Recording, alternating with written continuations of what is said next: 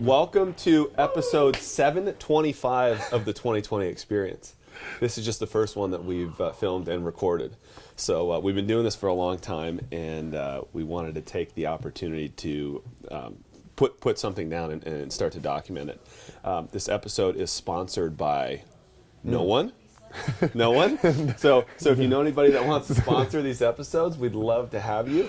But our first guest that we brought on here, Jeremy's going to introduce him, but it's myself. Yeah, no, Jon Rowley. Yeah. Jon Rowley. So we instead of trying to rein somebody in, we're getting enrolled with a proof of concept, and I'm going to let Jeremy grill me, and we'll just take it from there. Yeah. So I mean, basically trying to figure out more about people. Like we have a ton of different people in the gym and people that we'd love to bring in. So like the whole goal is like, let's just talk about life and stuff. And I think a lot of people know who you are and see you around all the time, but they don't really know who you are. What the heck I do all day? What the heck you do all day, and like the background of like where you came, like how did you even get to this point? Like what are some like some core things that brought you to like this point of the gym? Yeah, I mean it goes back to when I was in school, I wanted an excuse to not have to party. So I started in this cycling club, and I'd go ride Saturday morning so that I could get a kind of an easy way out on Friday night. Like, guys, I got to get up early and go for a ride, so nobody would give me a hard time. So the health trend started way back then, and since then, I've gone a bunch of different routes. I did triathlons, did Ironmans, did marathons, was a vegan for a couple of years, was a vegetarian, for a couple of years, I only ate peas on Mondays and apples on Tuesdays as like a way to recover. And so I've tried. Is that a joke or is that serious? No, it's dead serious. I peas? eat 2 bags of frozen peas, like we feed to Duke.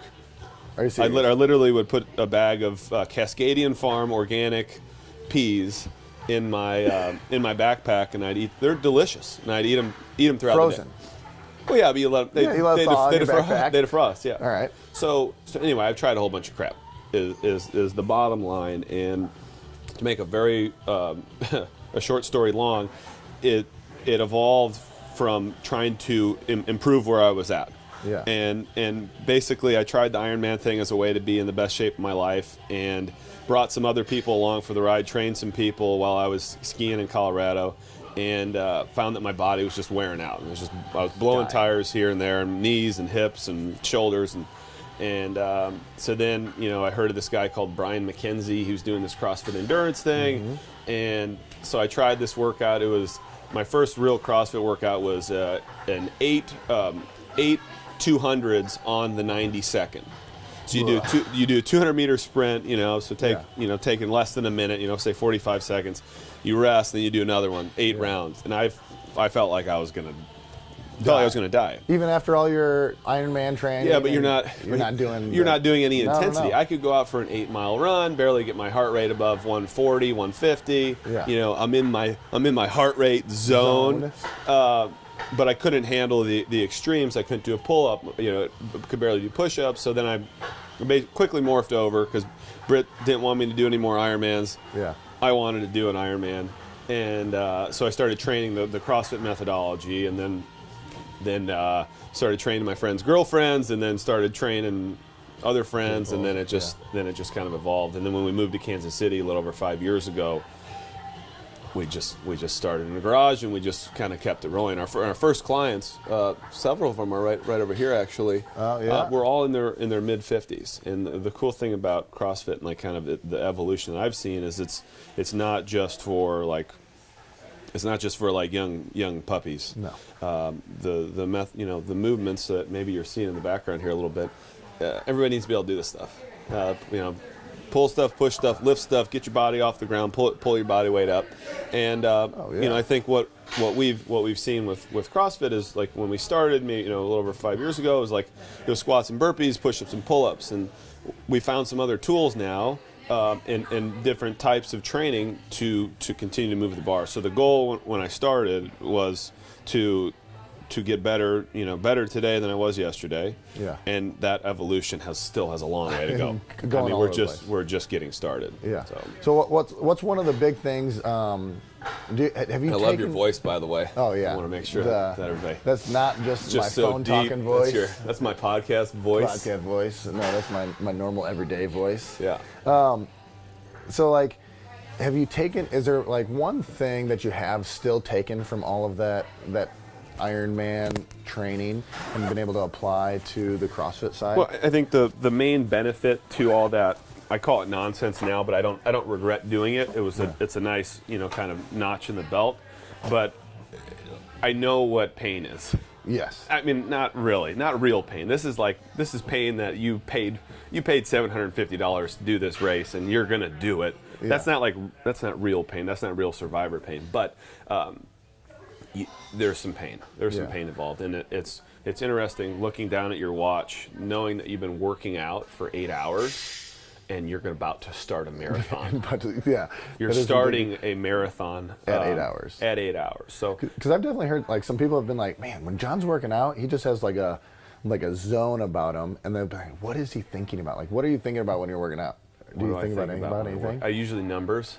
Numbers. So like, if you want to talk about the Ironman, which I'm happy to talk about, but I'm happy also to not talk about it. Yeah. All you're thinking about is numbers the whole time. All right, so I'm averaging 18, 19 miles an hour, and if I average this for the next 2 hours, I'll cover 40 miles, and and then you swipe that away, and then you're like, okay, every 15 minutes I need to be drinking 8 ounces of fluid. It's 72 degrees. Like, you're just constantly doing math in your head. So how do you apply that here? Same. So this minute I got 20. I got 20. Next round I think I can probably get 22. I'm going to conserve. I'm just like completely honed in on like the task at hand.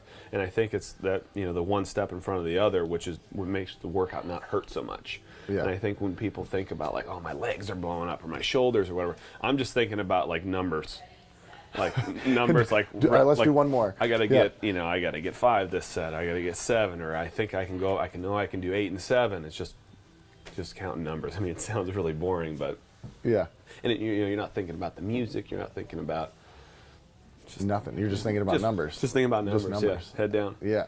How about something that you held to be like true in training? We'll talk just training right now, but like something you held to be true in training that you were like, no, this is the way it is, training or nutrition, and you completely changed that.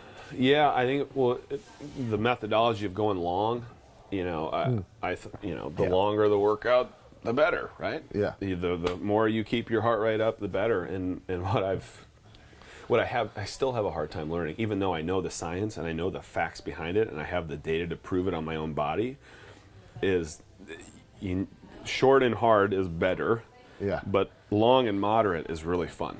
Yeah. And that state of euphoria, or that runner's high that one gets, is something that a lot of people are after, but I think we don't know, and I'm on the same train, we don't know that that's really bad for us. Yeah. That steady state cardio, doing that 45 minutes to an hour, and again, I will reiterate, I really enjoy that stuff. Yeah. Well, because it doesn't hurt as bad. It doesn't hurt as bad. You do something that takes 5 minutes and you feel like you just crushed your soul. Right. Who wants to do that, even though that's where all the gains are made? Right. Yeah. So I think that's still something I'm working through, and I think, politically for the gym, it's people want to come in and just like work, and they want to do an hour-long workout. That's what they want, but it's not really what we need. Yeah. No, not what we need at all. We need that high intensity. Right. Now, talking like politically with the gym, kind of switching gears here, like you have a daily routine that is just as intense, I feel, as your workouts. I mean, talk about whoop and strain levels. Yeah, my strain load on days that I didn't... Don't even work out. I didn't work out yesterday. I think I got up to like a 17 or something like that. For you whoop users if you don't know what a whoop is, that's too much. Jon's an ultimate whooper. That's too much. Whoops at 17 strain. Like, what is your daily routine? I mean, like that morning, when do you start? What do you do? And like, how did it evolve from there? Because I know it didn't start where it is now. No. So it started. So when we had classes in the garage, it was 5. We started class at 5:30, and I would wake up at about 5:20. Oh, nice. I'd wake up at 5:20, I'd splash water on my face, like snap out of it real quick, throw clothes on, then I would go down into the garage and program the workout. At 5:25? Well, like 5:22. Yeah. 5:23, something like that. I would go down, I'd program the workout, and then by about 5:25, people would start showing up, and I'd be finishing like writing the workout on the board, and then class would start. And I like wouldn't know the warm up, but I'd just like just wing it, and it worked fine because I'd have some sort of idea the night before or whatever, but so that was. And then I'd coach 3 classes in the morning, and then I'd go to work, and then do the same thing in the evening, and that's a really frantic way to kind of live your day. And I wasn't doing any sort of self-development. I wasn't building. Doing the coaching is a great practice. I got a lot of reps in. I got a lot of very iterative process. Try stuff, doesn't work. Hope to God they come back tomorrow, so I get to try it again. And then thank goodness people kept coming back. But over the years it's moved back a little bit. And then when we went to Metcalf, I had to get up a little bit earlier, and then I started to be an adult and shower in the morning. Actually brush my teeth.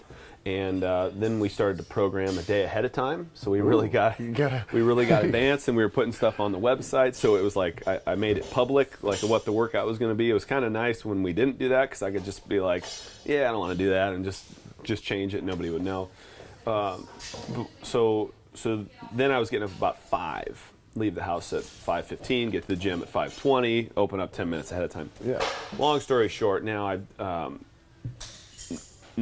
get to the gym at 5. I get up at 3:45, and so you got like an hour and 15 minutes. And what I do with the first 15 minutes of the day, I call it my 3x5. I do 3 things that mostly get overlooked, or things that I don't want to do. And so like right now, my 3 are I do my push-ups. So I'm doing 3. Either I'll do a Being 2020 workout, which is just a 5-minute AMRAP of burpees and lunges, or mountain climbers and just body weight stuff. Just body weight stuff on my kitchen floor. Yeah. Like while my coffee is heating up, perfect. I just do it right there. You don't need anything. Do you find that wakes you up really quickly, or is that just like something that's I just grudge through? I just have to do it. Yeah. Today I enjoyed it. I think yesterday I was like, this sucks. I don't want to be doing this, but it gets the wheels moving. So I do that. Then I go downstairs, play the piano for 5 minutes. I've been working on practicing the piano, and I'd never practice ever. So the last couple weeks, that's been my 5-minute chunk. Yeah, and it doesn't wake anybody up. No, it's down in the basement. It's a little crappy keyboard. All right. Shout out to you, Britt. Happy birthday. That was her birthday present. Worst birthday present ever. Hey, honey, I got us a piano. We're gonna learn how to play, and you're gonna it's like getting at least. Not any woman, but her, like getting her golf clubs. Yeah. Like, you're going to be my golfing buddy now. Come on, let's go do this. It'll be a blast. So I do that, and then I try and read. And what are you reading right now? What's your 5 in the morning? So I do, actually this anatomy app that you gave me, I kind of count that as reading. I've been doing that. And I also have this book called Gut. It's just about digestive health. Right. So it kind of goes over the story of how the whole system works, and how we take our brain seriously, we take our heart seriously, but our digestive system, we're kind of like, it just like goes in here and it kind of goes out there, but there's a lot more to it. So that's not a book that I want to be like, it's just like a page turner. Yeah. So I read that in the morning. Yeah. They do the crappy stuff, in the morning, get out of the way. Did you get that 3x5 from anybody, or did you just come up with that? I got it from Wendler. All right. What is it, Mike Wendler? What's Wendler's first name? Jim Wendler? Is it Jim Wendler? 531? Yeah. So 3 sets of 5. Yeah. three sets of 5 minutes? Yeah. Nice. So applying that fitness to personal development. Yeah, because one thing you notice is we set timers for everything. You set a timer for a warm-up. You set a time for strength. You set a time for a Metcon or whatever. Yeah. So I like to do, Jason Klepa does the whole AMRAP mentality, and I love doing that at the computer too. I'll set a 20-minute timer for something I don't want to work on. Yeah. And I know I just need to get in and just go for 20 minutes. In another zone. So I find that the timer, I'll be sitting there. So the first 5 minutes of my day is the hardest part because I don't want to do that workout. Yeah. I just look at my watch, and I just press start, and something happens. Yeah. Because now I'm on the hook. Yeah. And as soon as you set that timer, it's like, well, shoot. Now I got to. Just got to go. I'm running late on time. All right, so that's the first 15 minutes of your hour left that you still before you get to the gym. Yeah. Sometimes it's 15 minutes. Sometimes it's 10 minutes. but sometimes today was about 20 minutes. I spent it took me like 8 minutes to do my push-ups. I was getting really woozy with my breathing. Yeah.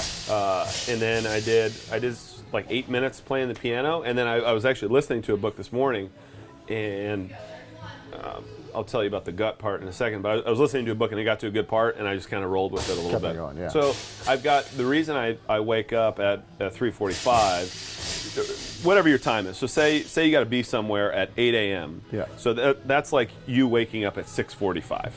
Yeah. But I'm solo in the morning. I don't have Britt, I don't have Duke, like even Sally's still asleep. So I'm like in my complete own little world. It's the only time of the day where I get that. So that might be different in other households where if you have to be at work at 8 and you get up at 6:45, the kids are up too. You got everything else you got to do still. So you too. got to dial that back a little bit. Yeah. So from there, it's get coffee ready. It's then I try and sit down and spend like 15 or 20 minutes in plan the day out. Like Yeah. what do I need to do? What didn't I do yesterday?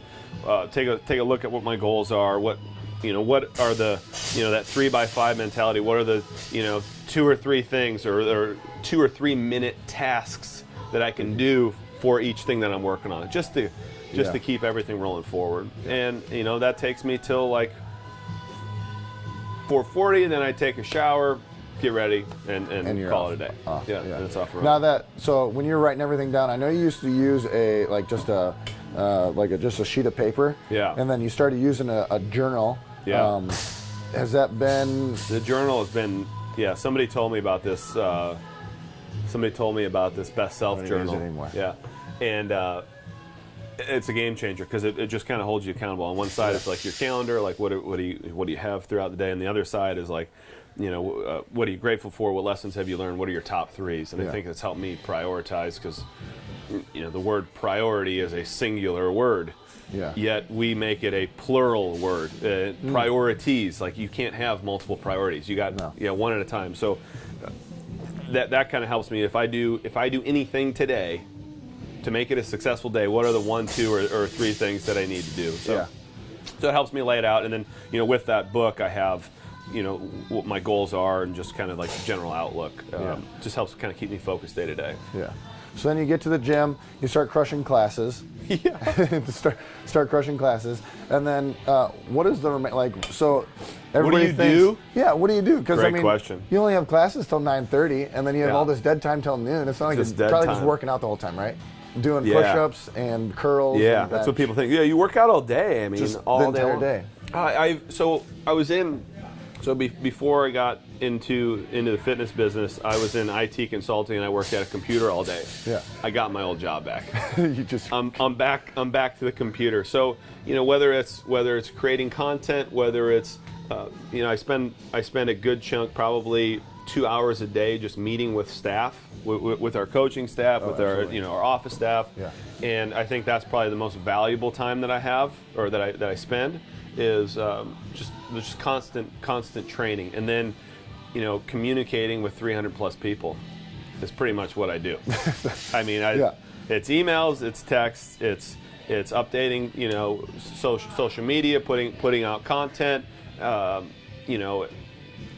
then there's the financial aspect, the billing, the accounting. It's running a business. So there's a couple of things that you got to do. There's a couple things throughout the day, and I have the hardest part that I have is stopping for 15 minutes. Yeah. Because like once I get going, I'm just on, and that's we were talking about earlier, joking about that strain. Is like I just go on a hamster wheel because I'm so in with what's happening. I just want to keep going. Yeah. I need at some point throughout the day that 15 minutes to kind of check out. And unfortunately, the guy who works in an office with a gym right here, I have a really hard time sneaking out there.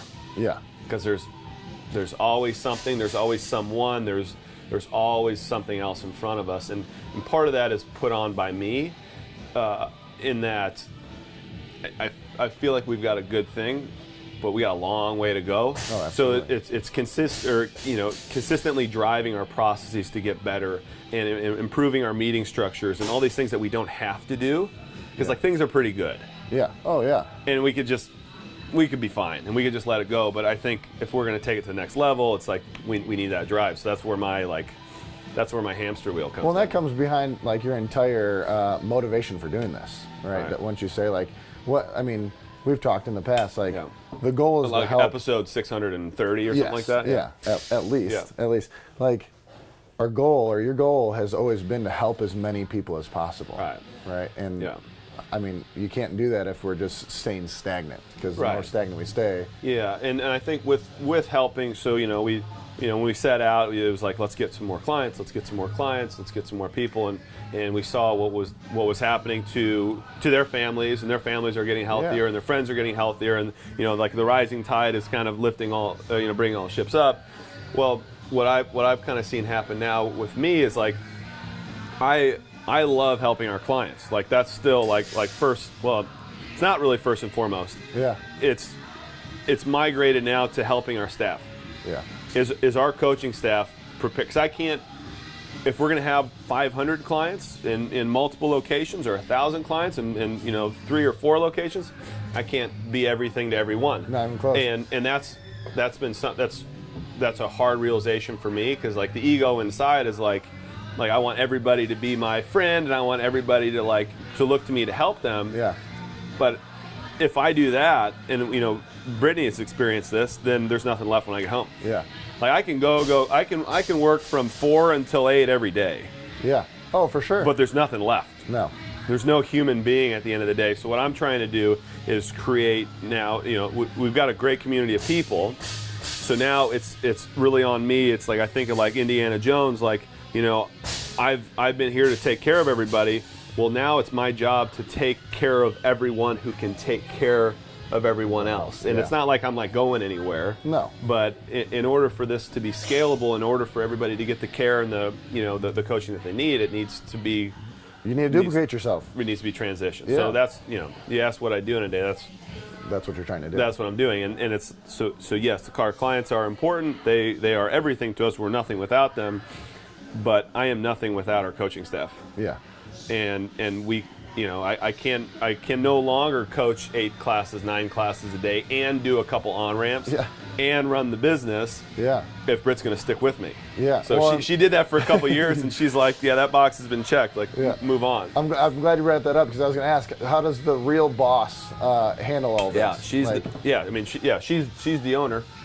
She runs it. She's been our investor too. Yeah. In that, any money that the business made the first 4.5 years was shuffled right back into it, and she kept us afloat and kept us from going in debt. But it wasn't stress free. No. Because it's been a, it's hard on her where she isn't the entrepreneur.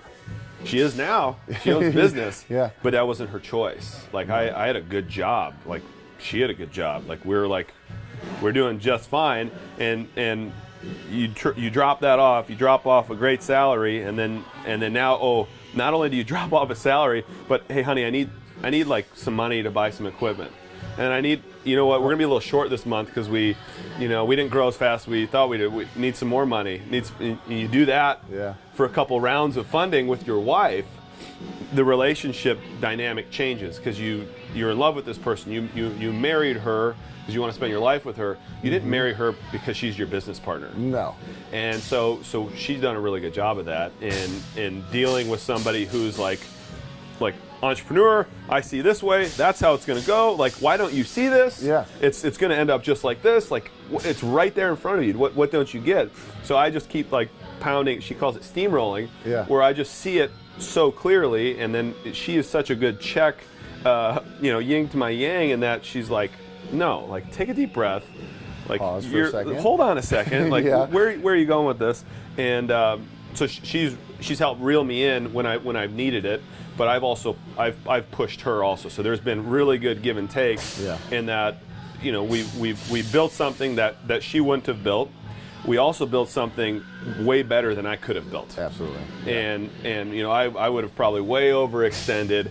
My estimates were way far Long out shot. there. Yeah. Big. Yeah. So I think it's been a really good balance, but I can't tell you that it's been stress free. No. There's lots of tears, lots of fights, lots of late nights, and for any couples out there who start a business together, just it's a struggle. It's going to be, yeah. It's a struggle, and there's late nights, and you don't leave a lot for yourself at the end of the day. Yeah. So I think you have to have, there were really, if we were dating, there were really easy moments to be like, you know what, I'm going to get a different place. Yeah. And let's see, you know what I mean? But like when you commit, we're like, we're going to do this, and I love you, and I'm going to go to sleep tonight. Versus like fighting. It's still, I look back and I think, or I not look back, because we're still in the struggle. It's not like we're out anywhere. We're not on the horizon or anything like that. But if you can stop for a second and reflect, this is a fun time. So if you're in that struggle, and you're not sleeping, you got a baby and you got all these things going on, and you're working a bunch of hours, you will look back and go, man, that was cool. Yeah. Once you catch up on your sleep and you get healthy again, you hear both of us. I got this sinus thing, and he's got whatever young baby. Yeah. But we're all about getting healthy. Get healthy, people. Like, it sounds so great. But when you get through that, you'll be like, man, that was a great opportunity. So that's kind of the way I try and think about it. And it's a lot of times easier said than done. Yeah. But I mean, yeah. Looking back and thinking now, it's been a blast, and thank God she stuck with me. Oh, absolutely. Because the gym wouldn't be what it is. Correct. Yeah. And, well, I mean, to her credit though, there wouldn't be a gym. No. We went to a gym in Chicago, and I was a member there for a period of time, and I said, you gotta come, you'll love this. There's athletes, like she was a collegiate soccer player, like she's the real athlete. I'm like a total wannabe. Yeah. And I'm like, you gotta come and check this out. She comes and totally like, guys, with their shirt off, that's fine. If you want to take your shirt off, that's fine. We don't do it here. But she was like super uncomfortable, like it was dirty. I'm like, no, don't worry about that. Like, it was a good workout. Yeah, just work out. And so anyway, she's like, I don't want you to go there. So anyway, dropped my membership, started training in our apartment, and then basically I was like, well, she's not going to want to join any of these places that I would join. So that's where the no shirt rule came in. Yeah. Nice. Yeah. So let's do it in the garage. Yeah. And we'll do it at home. And say, hey, honey, remember I bought a pink kettlebell. Hey, it's $71 on Amazon. You cool if I buy this? So I bought a pink kettlebell and then started. Did you put together like a presentation? I did. Yeah. In our apartment in Chicago. Pretty funny. I should probably pull it up at some point. It was a full-on PowerPoint presentation. I put it on the TV and like took her through step, because this is what I was trying to talk her into getting $1,000. Like on the TV, you didn't even do it on the screen on your computer? No, this was like I'm standing here, she's standing there, and I'm like going over the PowerPoint. Well, at the time, I mean, I'm asking for $1,000. Yeah. Like $1,000, and I'm going to be gone for a weekend. Sounds like a great idea, right? So I took her through the presentation, gave her my my business model and what it would end up, what it would turn into, and I told her that I already had a client signed up to pay me. Yeah. So the payback was 5 months on the level one. I'm like, so we're already break even, like things are going well, and she signed on. You're good at PowerPoints. Reluctantly she signed on, and thank goodness for that. Yeah. So how has all this changed since having Duke? Because that's a big life change right there. Yeah, I don't know if I change at all. I don't know if I use the word change, but it's purpose. Yeah. Like now, so maybe I was motivated before. I've been a motivated type, if you will. Yeah. But now there's like purpose behind it. But what I can also say with honesty, it's not why I work. That hasn't changed. In that, I'm not getting up every morning for him. No. I'm getting up every morning, and this sounds selfish. I'm getting up for me. Yeah. And because I'm driven, and I want to do X, Y, and Z, but my check and my balance is, how does that affect the people I love? Yeah. So, and I think any external force that you have, this is just my thinking, any external force that you have is variable. Absolutely, 100%. Internal force is not variable. No. So I'm always going to be there. Yeah. I'm always going to be here, me ready to go.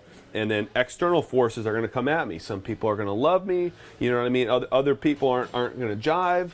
And if the power is coming from within, now I have this external force, and it's like this extra reason for what I'm doing. Yeah. So I find, I wake up in the morning not thinking, oh, I got to wake up for Duke today to go provide for him or to go provide for Britni. And, I think of what can I create? Who can I help? What can I build? Yeah. Who can I motivate? And then I go, okay, that's one thought. How does that affect Everyone. X, Y? How does that affect Britni? How does that affect Duke? How does that affect our future kids? How does that affect our company? How does it affect our community? And if the answer is positive, positive, positive, and I continue on that direction, it's really easy for me to get sidetracked is to wake up and I'm gonna work all day because I'm driven and that's what I want to do and I'm super passionate about it and I'm going for it, without thinking about how it's going to affect everybody else. Yeah. Is it making me the best person for my for my mom and my dad? Am I staying in touch with them? Well, no, because I'm so focused on this task at hand. Yeah. That's where I give pause to kind of step back. And so has it changed things? Absolutely. I think it gives further reason to focus on why you're doing things and what the impact is. Yeah. No, I'd say that's like an amazing principle that you're definitely going to have to hand down to Duke. Because like not everybody in the world has that, like not even close to, at least especially from my generation of people, of just those millennials. The millennials of the I'm drive. technically a millennial. Yeah, technically speaking. Small town mentally. millennial, I think we were like a couple years behind, so I'm technically like older based on our access to media. Yes. Content. Yeah, I can agree with that. Yeah. Yeah. What would be two more things, like either like books, like fail-safe books that you're gonna have him read growing up like multiple times, or things that you wish you would have known that would have helped him, that's gonna help him in the future. Whew, yeah, I think about that a lot because you're responsible for him. Yeah. You know what I mean? And you have a so we have a dog. She's 3 years old. If she's bad, there's a certain percentage of responsibility that falls on the owner. Yeah. And, not that Duke is a dog, but, there's we're a kind of percentage. There's a certain percentage of how he behaves that we're responsible Represents for. the Rowley family. Yeah. So, I don't take that lightly. With the reading, there's a million books, but my favorite go-to of all time is just Dale Carnegie's How to Win Friends and Influence People. Yeah. If you teach someone to be likable, they can get a long way. They might not be the smartest, they might not have the skills, but if people really like them, they're gonna give them a chance. Absolutely. And so I think we tell people are like, oh, he's gonna be so big and so strong. I'm like, I don't really care. Yeah. Like, is he nice? Like, do people like him? Yeah. And not that like, I want everybody to like me. I want everybody to like. No. Is he genuine? Does he care about others? Yeah. And if you're genuine, you care about others, I consider you a nice person. So I think that'd be the biggest thing that from a reading standpoint. I mean, I don't know. My list is pretty long, but yeah, are you winning friends and influencing people? Yeah. And if you can accomplish that, I think, especially in his generation, it's going to be a little different because skill sets aren't going to matter as much, in my opinion, because it's all right here. Yeah. You pull up on your phone, hey, what year did this happen? Well, you don't need to know it. Look it up. Your phone does. And that's just going to get incrementally, or not incrementally, but exponentially, they're going to get more complex in their question, in their ability. Well, so, hey, what do you think Jeremy would like for dinner? Yeah. And they're going to be able to pull that up. And they're going to Absolutely. know, like, based on our context, what we talked about, conversations we've had, podcast episodes, what the computer's going to be able to pull out context. So the leaders of tomorrow, or the people, your Dukes and your little Walter man, they are going to be dependent on their ability to create relationships, on their ability to make eye contact. So when I think about like what do I want to pass down to him, is just to be able to connect with people. Yeah. And look up. Look up. We're right here. Yeah. And like eyes up, people. Not here talking to someone. I mean, we could talk about why this is bad for your shoulders and how to like get into a proper position, but like when you're with people, be with them. Yeah. And put your devices away. And I think that's probably going to be a really big challenge for us as parents coming up, or as anybody who's a parent right now already Getting knows. rid of technology as the kids get older, that is for sure. And then, you know, besides reading, you want to see. I think one thing that I'm going to have a hard time with is, you know, did you win the game? What grade did you get on the test? We're so concentrated on results. Yeah. Like what did you get? Well, I got an A. Awesome. Good for you. So now you're rewarding I got an A as a good thing. To me, it's how hard you study. You know, kind of hard, but I got an A. but I got an A. Yeah. That's not going to cool. do it for me. That's No. not going to. You won the game, but did you practice? They got a lucky goal. They got this. I think the biggest thing that you know. So look people in the eye. Be a good communicator. Be nice, but work hard. Yeah. Work hard. Just work. Yeah, and that goes back to like you know for yourself, and you know for those of us yourself, like when you work hard, it feels good afterwards. Oh, absolutely. And that's one of the things we get to enjoy about this is like in the moment, it sucks. It's really not like where you want to be. It's like it's kind of miserable, but the sense of reward afterwards, I think it levitates us all, and it raises. Raises your consciousness, but it raises your abilities because now you're like, you know what? Remember that workout we did? It was like 27, 21, 15, 9? Yeah, that really sucked. But it wasn't as bad as this. Yeah. But it wasn't as bad as this. It's like you continue teetering. raising your bar, and I think if you teach a kid, the kid's he's almost 9 months old, so got a long way to go. Yeah. But if you teach somebody to work hard, they understand what fulfillment is, and then the next thing they go to, they understand. Okay, I can raise building the bar. foundations. Right. Yeah, building the foundation for that tall pyramid. Right. So like because we're probably getting closer to time for stuff for teach class and stuff. There is a class after this. There is a class after this. Core class. Yes. Core fit. Core fit. What would you say is this the end goal, like fitness industry, or what is what does the mean to your ends? What do you want to do when you grow up? What do you want to do when you grow up? Yeah, I like leading people.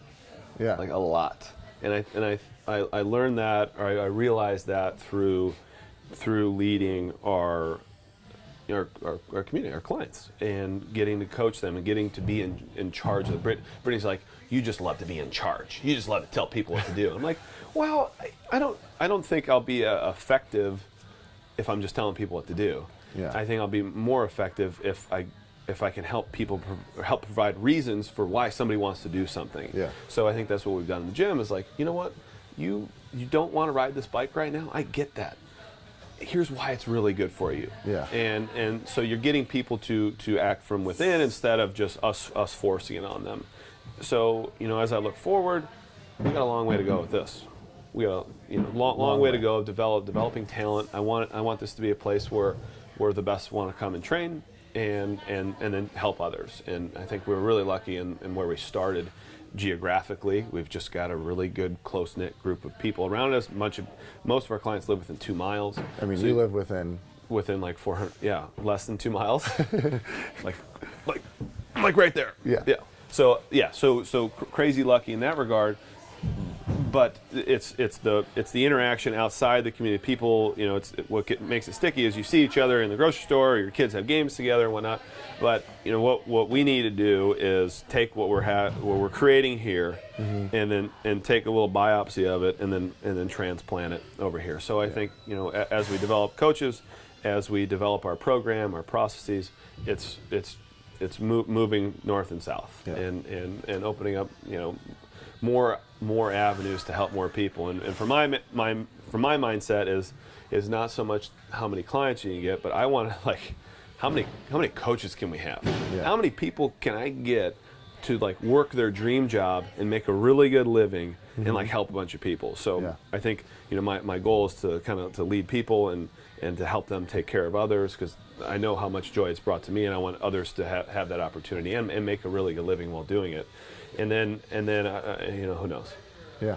I think sky's the limit. The sky's the limit. I think what I tell our coaching staff is you get to practice public speaking every freaking day. Yeah. And there's not many other careers where you get to get in front of a group of 30 people and practice like following a script, giving a presentation literally every day. And so, it's a different presentation every day. Yeah, so I think the fitness business is a good launching point for us to learn how to create an organization, to take care of our clients, to take care of our everybody that's on staff, and then as other business opportunities come up, I think we take what works here, right, and then grow out. So I think we have a good model for how to get people really healthy. So if you look at if we started another company from here, this is our wellness program. Yeah.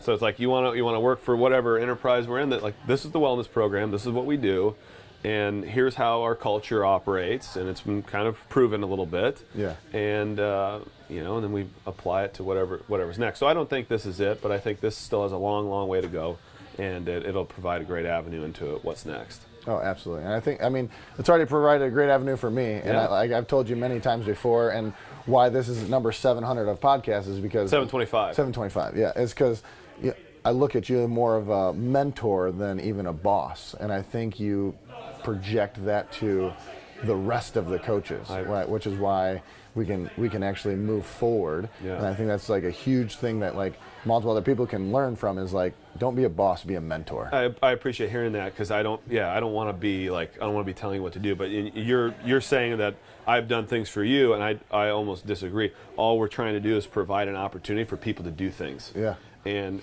because I can't force you through anything. You showed up. the rest of our staff shows up early and on time, motivated to be here. I can't do that. Yeah.